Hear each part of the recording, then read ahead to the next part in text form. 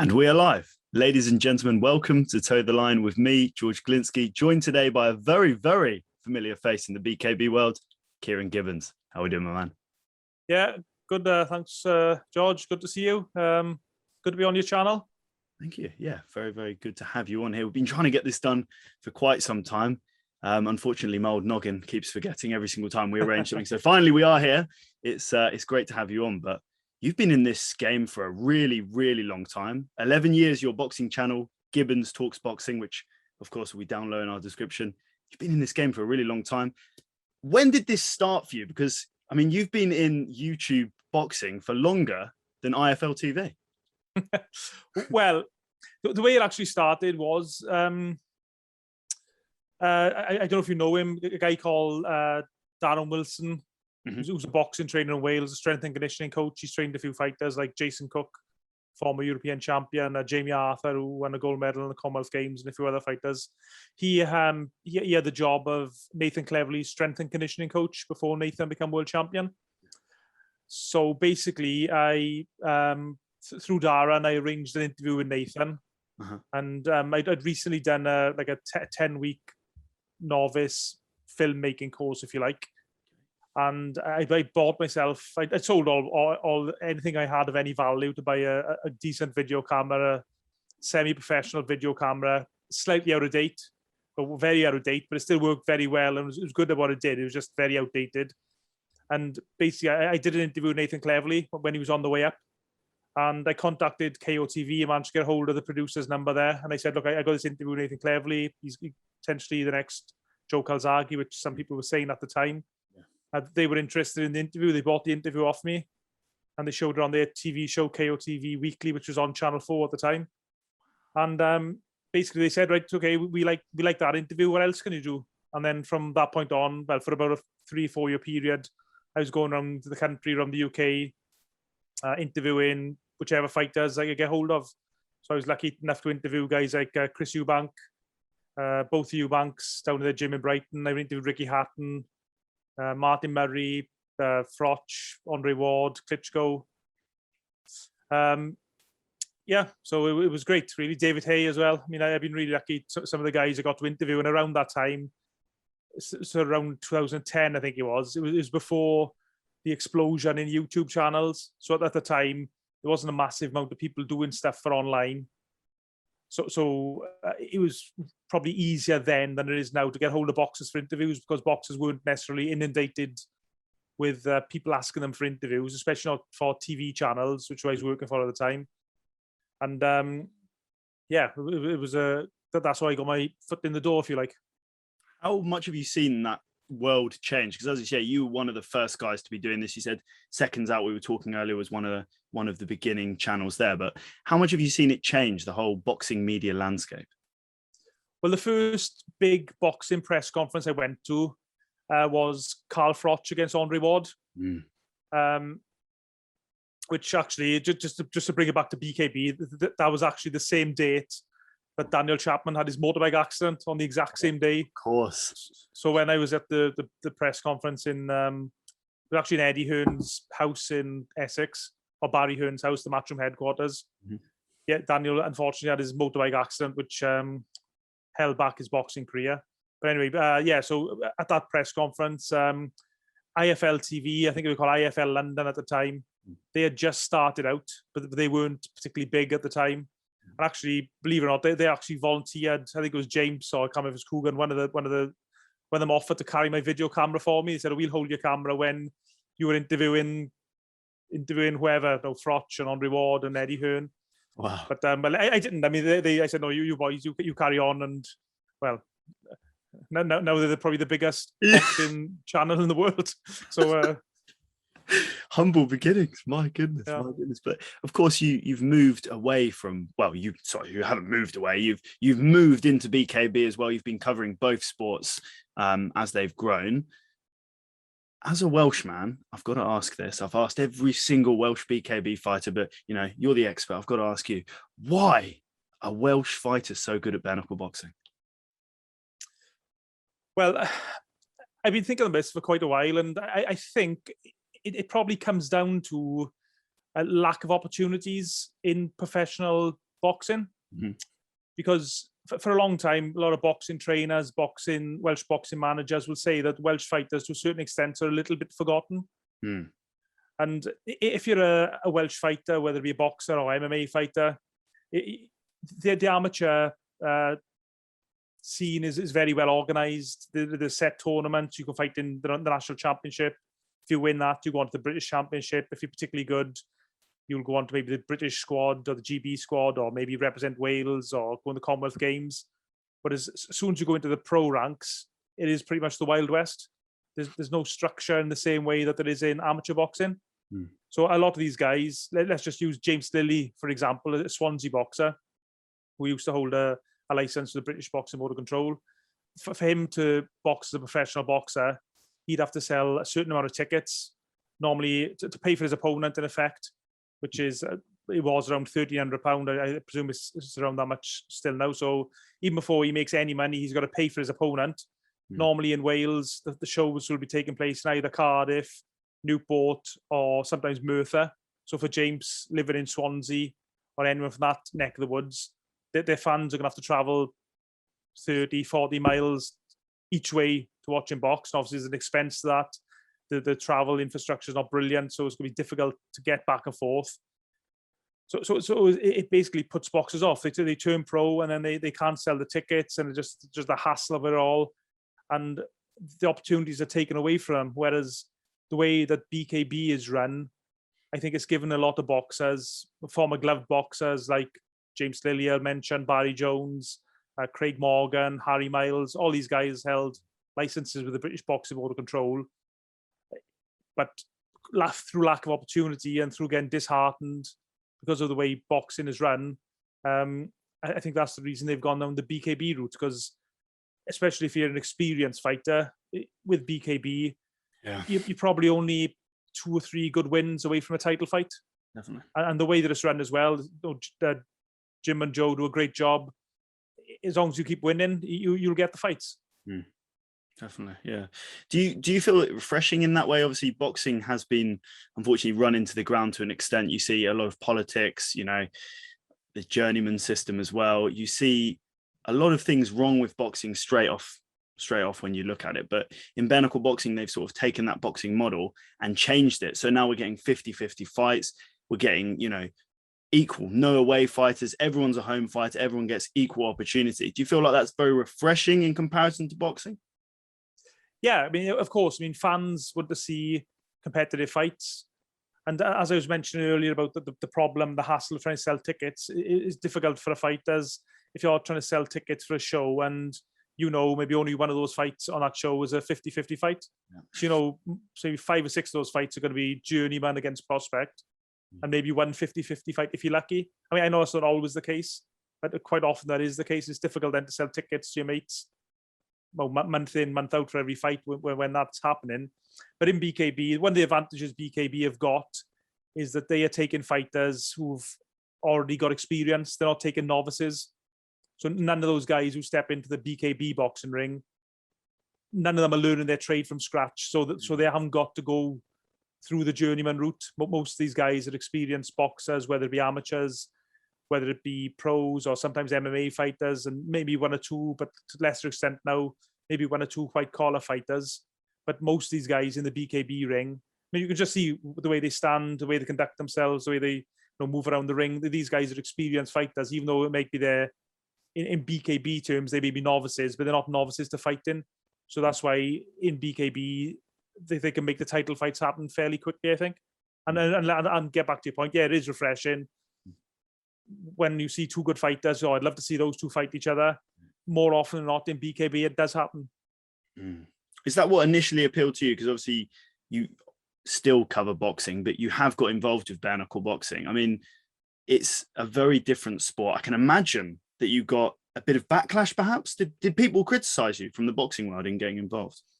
No, not too much. I think certainly in Wales, I don't know what it's like in the rest of the UK, but in Wales, there's a lot of crossover between boxers training with MMA fighters and MMA fighters training boxers and BKB boxers. It may not be well publicized because if you hold a British Boxing Board of Control license and you're training with BKB fighters are maybe frowned upon.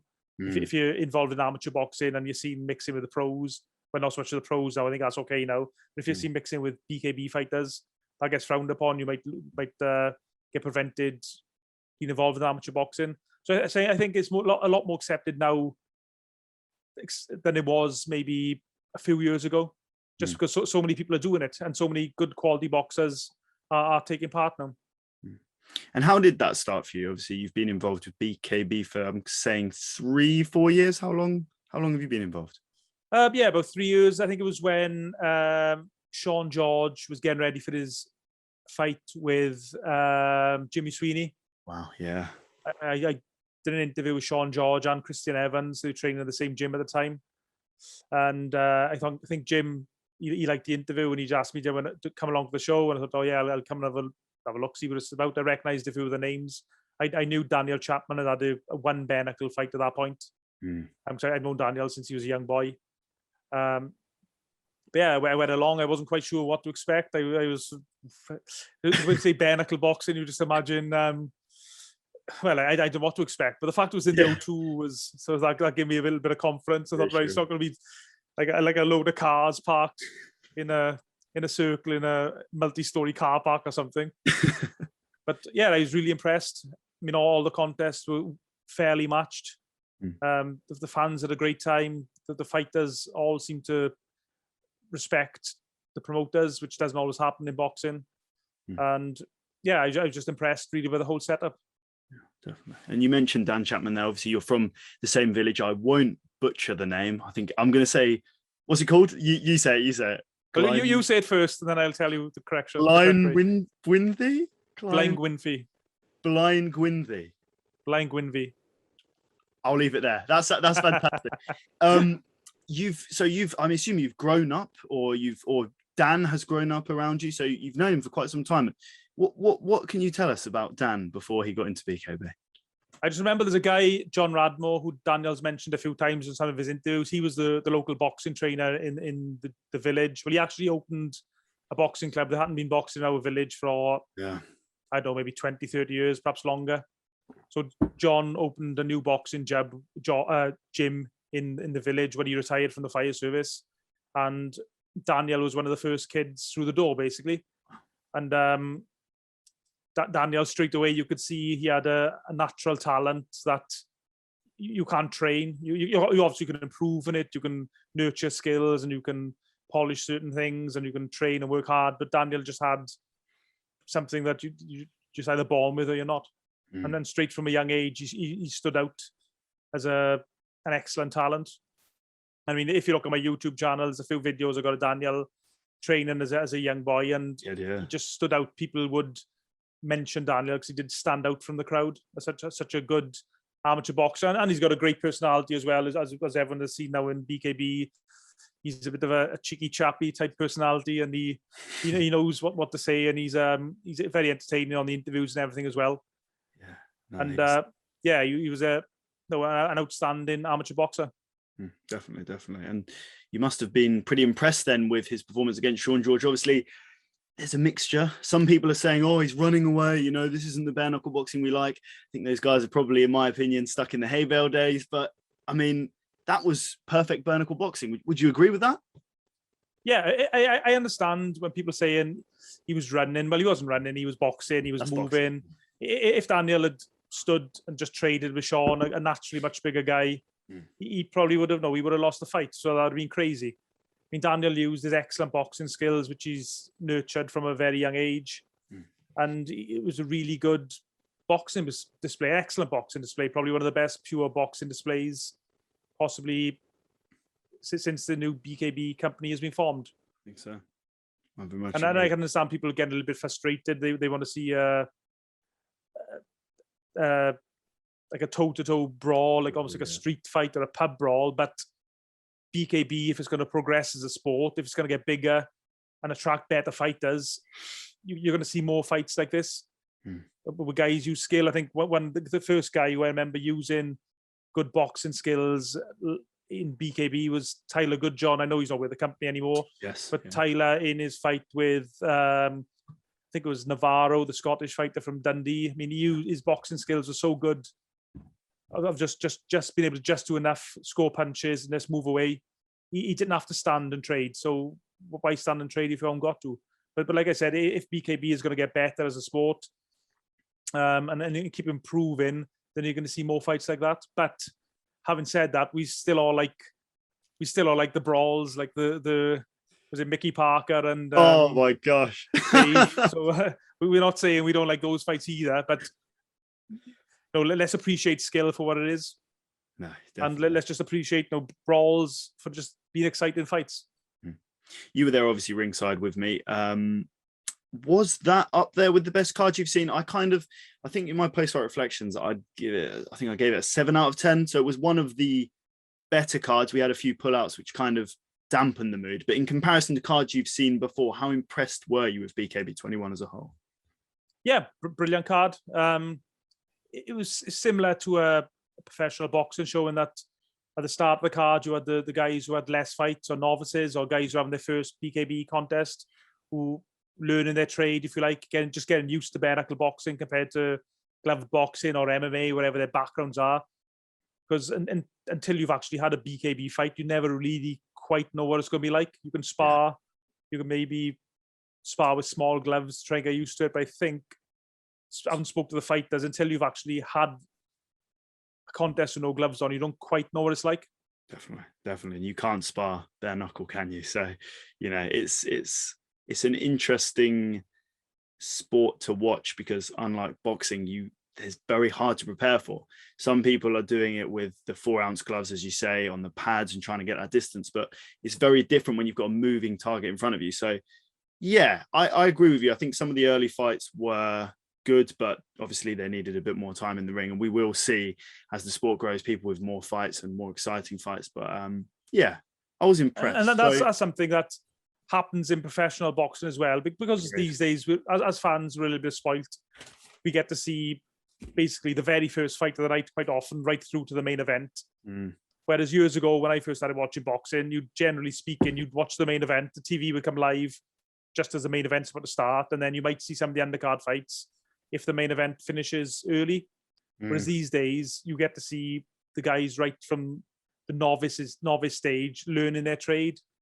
But people got to appreciate you're not going to be brilliant when you're starting out, and these guys have got to learn their trade somewhere, and just be grateful you can watch them on television these days. Definitely. So we've brought ourselves here today for a very important list, the top 5 Welsh BKB fighters. I don't know if you have yours. I'm kind of like switching mine around as we speak, but if you can list off, I mean, how are we going to criteria this? How do we feel this should be criteria? When you mentioned it earlier, I thought, thank you, George, for probably alienating me against all the Welsh BKB fighters, because if you do a pound for pound list or a list of any description, there's no from past experience, you're guaranteed to annoy somebody, or somebody's going to get upset. And it amazes me that people... I used to do a boxing show called Fight and Talk Wales, which is like an online boxing show. Yeah. And it amazed me the number of times a fighter would come tap me on the shoulder and pull me up on something I said. Yeah. Not necessarily in a nasty way, but just like there's one guy, I'm not going to mention his name. I think I made a comment that he perhaps wasn't particularly fit for a fight or should have been trained harder. Yeah. And then after his next fight, he tapped me on the shoulder after the fight. Oh, was I fit enough for this fight? And I was like, oh. So all I'm saying is, if any of the boxers on the list, just don't take it personally. No. I think they're quite used to me saying it how it is in that sense. But yeah, I agree. I was very surprised coming into this macho world that people get offended by those things. But then equally, you've got to have a level of an ego to get in there and fight bare fist with another man. So I understand where they're coming from, but don't be offended. This is just our opinions. Don't read into it too much. But yeah. So your list, Ciaran, have you got it with you? Yes, I have. I hope I haven't deleted it. Where is it? Here we are. Yeah. So do you want to go 5 to 1 or 1 to 5? Let's go 5 to 1, the countdown. Yeah. Okay, so number 5, this might be slightly controversial, but I got Sean George, number 5. Really? How come he's so, low? People will assume it's low. Why so low? Well, really, I'm guessing people can probably guess who both our number 1 is. But apart from number 1, numbers 2 to 5, really, you could make an argument, depends on how you judge in them or how you judge in a pound for pound list for any of those fighters to be number 2. No, you can go any order, really. Depends on your criteria. The only main reason is all the other fighters above Sean on the list are all coming off really good wins, and Sean is coming off a loss. Valid. But if someone made an argument, if you make an argument now saying that Sean should be number 2 or 3, I probably wouldn't disagree with you very much. That's the problem. The other guys are coming off wins, and Sean is coming off a loss. I mean, that is the problem. We've been doing the pound for pound list together on this show, and it's so hard to actually get people in the right positions. It's because the sport is so new. You're getting guys on the pound for pound list with like 3 fights, and people are like, "Why are they on there?" And I'm like, "There's literally no one else. there's literally no one else." It's so difficult in comparison to boxing, and I think that just goes back to what we said earlier. Yeah. In that they only have 3-4 fights, but that's only 3 or 4 fights in BKB. They may have learned their trade elsewhere. Like just Daniel Chapman, who you mentioned, he's only had 3-4 fights in BKB, whereas he's boxed as a world-class amateur all over the world, and stepped in the ring with guys like Jay Harris, Jazza Dickinson, Ciaran Farrell, just to name a few. So I mean, these guys have learned their trade outside of BKB, so don't necessarily take the record as the full story. Exactly. And I think I kind of criteria as the opponents you faced. So obviously world titles and British titles factor into that. But for example, Franco versus Sweeney, although Sweeney has achieved more than anyone, I think, in the sport, Franco is number 1 just simply because he got that win. Now, other people are saying he has to beat him twice. So we'll see, obviously, in this rematch, which we'll speak about in a bit. But yeah, it's difficult. I get so much criticism for every list you ever put out there. So it's just... But yeah, number 4. Who have you got number 4 there? James Lilly. Valid. Yep. James coming off, as I said, former professional boxer, MMA fighter, had some good wins in BKB. His last win was excellent. The fight before that against Hibbard should have been a win, but it was officially a draw. But in my eyes, it was a win. Definitely. So just those 2 wins alone put him number 4 for me. And if somebody said that Sean George should be ahead of Lilly, I wouldn't really argue too much. But just the fact that James is coming off an excellent win, and that's why I put him number 4. And if we're talking off ability, I don't think it would be too offensive to say that Lilly is a better boxer. Is he a better fighter? I mean, that's the question you've got there. But I mean, that performance against Scott McHugh is one of the best performances I've ever seen. So I think I'll get to mine in a second, but we're kind of on the same wavelength for this so far. So number 3, Barry Jones. Valid, very valid. But then, valid. I mean, number 2 is Daniel Luewell, which you probably worked out. So I mean, you could. The problem with Daniel Luewell, we're going number 2. We know the guys he's beaten, and we know the standard that they are. Whereas some of the guys Barry Jones has fought through no fault of his own, we're not quite so sure who they are. Like his last opponent, there wasn't a lot of footage of him. Yes, I mean, he's an interesting one. I mean, did you hear about the story about his walkout music? Yes, I did. I think you actually told me ringside, I think it was. So for anyone that doesn't know, I spoke to Jim about this on a podcast, but Ismat Minhas, he seemed like a decent bloke. I don't want to, go out on politics or anything, but he was supposed to walk out to a certain song, which was sent to me. I thought nothing of it. I don't check songs, which is my bad, I have to admit. I just think, I think the best of everyone, I think is going to be a great song. I get the phone out, I send it to Jim about 5 minutes before the walkout, 10, 15 minutes before. He's checked the phone, and we've got a lovely rock tune with swastikas, Jews in concentration camps. It was the most shocking thing I've ever seen. So we managed to, in the last minute, get together and get him to walk out to the German national anthem, which I'm sure he was absolutely buzzing about. So he was an interesting bloke. But as you say, Minhas, Will Chope, I'm trying to think who else he's beaten now. I mean, Paul Hills is a good bare-knuckle boxer. Again, he hasn't quite fought the best opposition himself. So in that sense, it's like an untested prospect against an untested prospect. So we will find out more about the intangibles with Barry Jones as he takes those harder fights. And I think hopefully he fights the winner of Franco versus Sweeney. And then, but when you think about it, some of the guys, I think Barry Jones had about 30, 32, 33 pro boxing contests, I think it was, or something like that. But he's been in with guys like Liam Smith, Kell Brook. He beat James Lilly. I think he stopped James on body shots in a show in Newport. So he's been in with some excellent fighters. Jason Cook, former European champion. Very true. So Barry's been at sort of British level as a pro boxer. And do you take that into account for a BKB list? I don't think you do personally. No. But in terms of, what I'm trying to say is, in terms of potential, yeah, Barry has the potential to be the number one in terms of guys he's faced in the past. I agree. But he still has to do it in the ring first, I think. Yeah. You can't do a list based just purely on potential. No, and I think I agree with that. I mean, he has beaten and destroyed who has been put in front of him, but until we see those top level fights coming in, we don't truly know. But early signs suggest yes. What I mean, I don't want to put you on the spot here, but what do you think it would look like a fight against Franco or a Sweeney? That's a great question, because Barry's had it not easy, because there's no bare-knuckle boxing match is easy.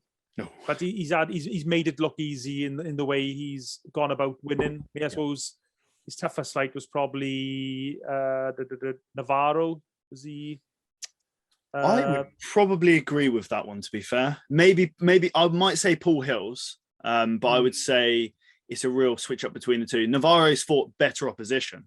So in that sense, yes, I would agree. Yeah. Yeah, so if I had to put money on it, I'd edge towards Barry. Yeah. Just because of his quality, he's fought outside of bare-knuckle boxing. But we just until he's in one of those really tough fights, we just won't know. I mean, he's shown up until now. He's been brilliant, but he's had it all pretty much his own way so far. So until he's really tested, I guess it's one of those, isn't it? I mean, potential. He's got loads of potential. We're still waiting to see. What's he like when Barry takes a few punches? What's it like when Barry gets badly cut? Or what's it like when he gets hurt? He's got to get off the canvas. I mean, that's what just makes the sport so exciting, is all those different tangibles. So, yeah, thanks for putting me on the spot, mate. Yeah, I mean, I don't technically have to answer it, but I'll agree with you on that one. I do think he's a really bad stylistic matchup for everyone. And for me, he could be the pound for pound number one in the future. Well, we'll see. I'm really pushing for that fight against the winner of Franco and Sweeney, but a tricky southpaw, lots of power.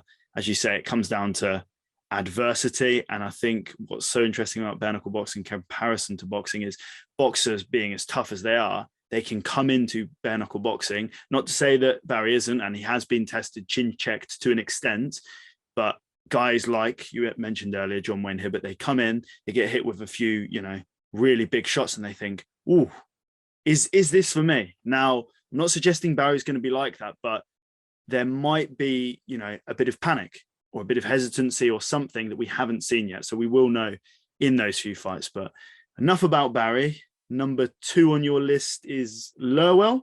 Yeah, Daniel Luewell. Yeah, self-explanatory.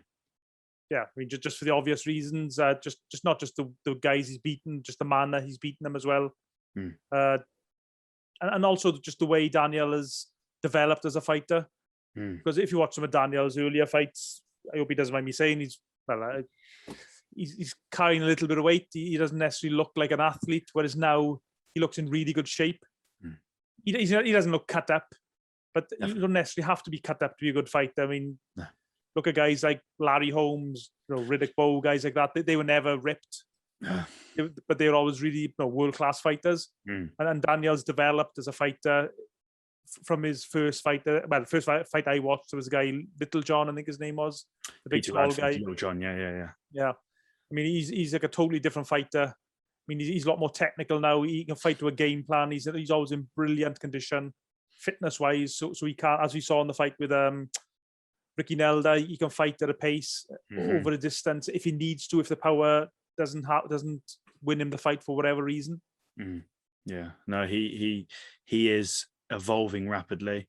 Jason Williams, his coach, I think he's a health and safety director or something. So it's kind of a weird one. He's growing in. He was a former professional boxer, but he's growing in this coaching world. And he's every time I watch his Instagram reels and everything, he's putting in really beautiful situational work. So I hope when I come down to Cardiff, I can get some work in with him, because I don't know, I've not seen boxing like that. He says that he started his training looking at the way he wanted to be trained. And I think that's the best way to do it, because you get used to doing the same old combination, the same thing over and over again. And boxing can be repetitive. So I think in that sense, the evolution in Daniel Lewell speaks for itself. So just a shout out to Jason Williams there. So number 1, Daniel Chapman, I'm assuming. Yep, Daniel, yeah. Daniel Chapman. But funny enough, based on what we said earlier about potential, I mean, Daniel potentially has the potential to be the number 1 fighter in BKB. In terms of skills, you could argue he may be the most skillful boxer in BKB at the moment. Yeah. But we still haven't watched it in the ring yet. I know we put a brilliant performance in against Sean George, but I still think we can see a lot better from Daniel. Yeah. I mean, Daniel told me immediately after the fight that wasn't his best performance. And I think the biggest issue Daniel has is that he's still fighting guys that are naturally much bigger than him. I mean, Sean George is a bigger guy than him. And I know it's a nightmare. It's a nightmare in professional boxing to find quality smaller fighters. That's why opponents always come from Eastern Europe or Far East or whatever. Yeah. So it's going to be an absolute nightmare for Jim and Joe, I guess, to try and find world-class fighter who's willing to take the gloves off and step in with Daniel. Yeah, that's the difficulty. The Ishe Smith fight has been thrown around. We don't know when he's coming over, but there is a division below minimum weight, which is 66 kilograms. But even there, it's a bit small for Dan. What weight did he fight at amateurs? Was it below 60? He's a flyweight. He's a flyweight. There's no way.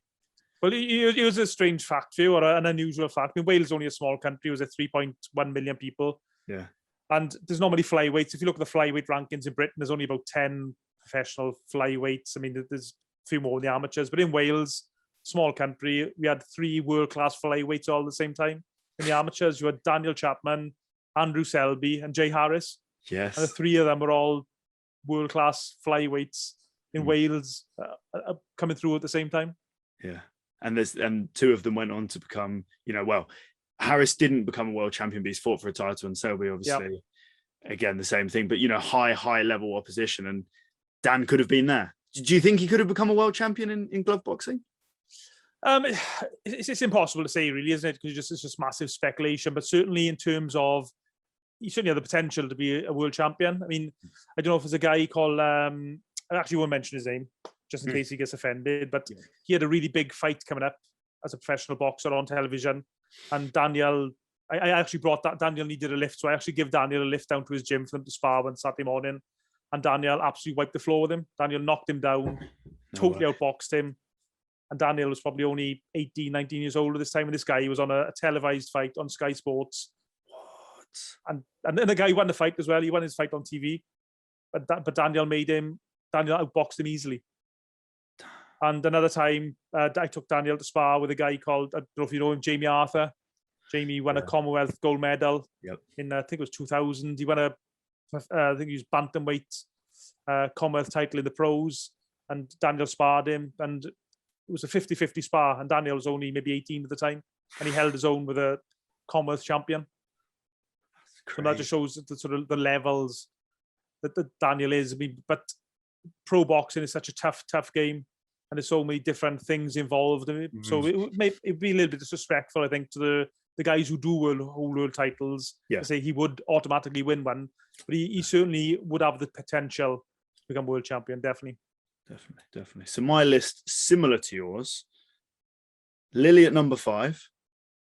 I guess so. Barry Jones at number 4. Right. Sean George at number 3.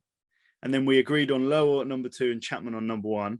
I put George slightly ahead of Jones and Lilly, who I do personally believe to be better boxers. So I completely agree with your list. Just really because of the credentials, the people he's beaten, the titles he's held. I think, yeah, he's still quite high on the pound for pound list. There was some discussion, if we remember, about James Lilly being ahead of Sean George. So it was, I think we actually came, it was what, 5 members, and we went 3-2. So he's, you know, that I think you put that one forward. So it was 5 votes, 3-2 on that. So who knows? I mean, James Lilly looks to be everything that we expected him to be. So hopefully we get to see everyone rise up. And I'm not sure where Sean George is going to be after this fight, but he did speak to me about Barry Jones. So I'm not entirely sure that works in terms of weight, maybe 73, but we'll see where Sean George goes from here anyway. So what else that was it.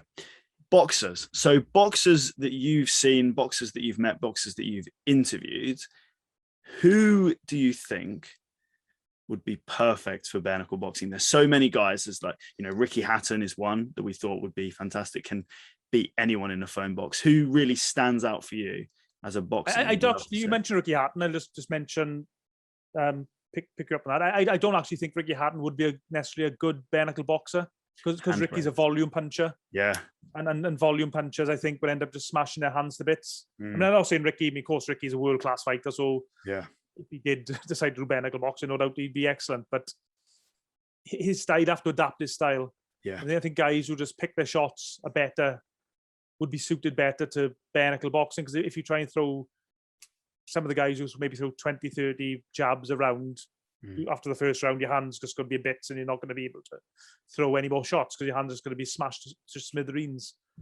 And I've actually thought about this. This is a question I've asked a few other people. I think Carl Froch, I mean, he has a really tall, long arms, really good reach, power in both hands, picks his shots really well, throws a jab from down by his waist to split people's guards. I think he'd be really good at bare-knuckle boxing. Enzo Macronelli?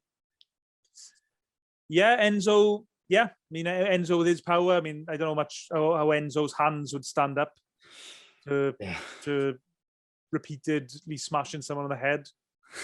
But yeah, I mean, he's a really good boxer, Enzo. I think people don't realize how good a boxer Enzo is just because of the knockouts. People watch the knockout highlight reel. But yeah, Enzo would certainly be a good boxer. I think the guys who pick their shots would be the fighters who would be better at bare-knuckle boxing rather than volume punchers. Yeah, because we've seen success with Tyler Goodjohn, but as you say, a lot of damage, had to take massive breaks between fights, broken hands, broken face. Did well, but it's not the style you want for longevity. So ideally you want that, well, like a Dorian Dutch. I mean, how good has Dorian Dutch been? I mean, so that's a good point. So I don't know if you know about this one, but Dorian Dutch versus Daniel Podmore is in the works. Right. Well, so okay. we don't know a date. We do know a date, but we won't say it just yet. But a fight like that, of that magnitude, hopefully a world heavyweight title, big fight. Yeah, massive. Yeah, and as we said earlier, bare-knuckle boxing is just giving opportunities to fighters who got disenfranchised with glove boxing, like Dorian was, and it's just giving him another opportunity just to get out there. He obviously loves fighting by his own admission. He doesn't fight for money; he just fights because he loves it. He fights, stops him going to the pub every night and drinking his cans of dark fruits wherever he's drinking. So yeah, great fight. I mean, it's not going to be. It's not going to be a fight for the purists, I don't think. It's not going to be probably Daniel Chapman, Sean George type of fight. No. But it certainly is going to be entertaining if it happens. No, yeah, that's the fight that we really want to see. I've got a conference call with those guys on Sunday, so we'll really talk up that fight. But finally, before we go, we usually go into sponsors and thanks, and you actually do have a sponsor. So we'll shout them out at the end because we love to shout out sponsors. But Franco versus Sweeney. I don't know if you want to give a prediction, but how important is this fight for bare-knuckle boxing? I think the fight's important for bare-knuckle boxing simply because the first fight was inconclusive. The first fight, as good a fight as it was, where was it end? Did it end after the 5th round, was it? I think it was the sixth round, yeah. But it just had that feel of that wasn't the final chapter. because the way the fight was going, Franco was boxing really well to start with, and his jab was working really well. He was landing some really good shots, and he seemed to shake Jimmy Sweeney just momentarily. But then all of a sudden, he lost his concentration momentarily, and Jimmy, the master counter puncher, just turned the fight around in one round. The fight was turned on his head. And then because of the damage, obviously Jimmy had sustained earlier, the fight had to be stopped, and it just straight away, I think everyone has felt we want to see the rematch. And that's one of the great things about BKB, is that they make these fights happen. It's not going to go down the road of both guys take a warm-up fight or they fight somebody else and maybe the fight will happen. I think more or less as soon as that fight took place, we all knew the rematch was going to take place as soon as possible. And perhaps a trilogy. Would you be interested in that, providing the right result comes its way? As long as the next fight is exciting, I think, yeah. I mean, as long as the fight's exciting, why not? Years ago in boxing, in the 50s and 60s, fighters would fight sometimes 5 or 6 times, as long as they're exciting fights and the fans are entertained. I mean, why does it matter? Yeah, LaMotta versus Ray Robinson. I think they had 7. Was it 7 fights they had? 6 times, I think it was. 6 times, Mike. 6 times, yeah. LaMotta got the one, but that was that was mad. So yeah, sponsors and thanks. You have a sponsor to shout out, people you want to thank for your time in boxing and bare-knuckle boxing so far. Yeah, well, Subway Pontypridd is my sponsor of my channel. I'm very grateful for just helping me tick over and pay for some of the expenses of traveling around the gyms and that type of thing. And also I'm sponsored by Combat Sport Collective, which is a clothing brand.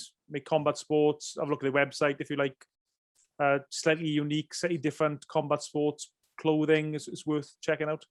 Definitely. So Ciaran, thank you so much for your time. Obviously, anyone that's clicked on this and thought, wow, what a great video, Gibbons Talks Boxing, it will be in the link in the description below, as well as all of Ciaran's social media links. So yeah, Ciaran, thank you so much for your time. Finally, we got it done. And yeah, see you on the 11th of September? No, unfortunately not, mate. Oh. Unfortunately not. I won't be that one. My next show I'm confirmed for is 25th September in Cardiff, which unfortunately is a date clash because that's the same night as Joshua and Usyk. But there's a Welsh, the first actually, I think it's the first show back in Wales on the 25th. Okay. So I'm covering that for KOTV. They want to do a little bit of a feature for their TV show on the return of professional boxing. So I'm gonna just be shooting a feature for them that night. Brilliant. Hopefully catch the Joshua fight. Hopefully, I was gonna say I'm actually going to be without any spoilers. No, without any spoilers. I'm actually going to be there in the flesh, in the crowd. So I'm looking forward to that fight. But yeah, thank you so much for your time, Ciaran, and we'll speak again soon. Anytime. Perfect. Okay, mate. Brilliant. Thank you.